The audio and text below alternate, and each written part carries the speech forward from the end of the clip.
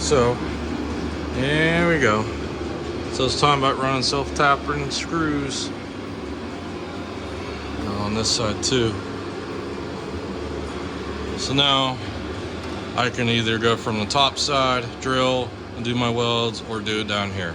I prefer the top side, but yeah. So you can do that if you want. This is my preferred method. But now I got that all locked in there, so all I gotta do is basically just weld it up.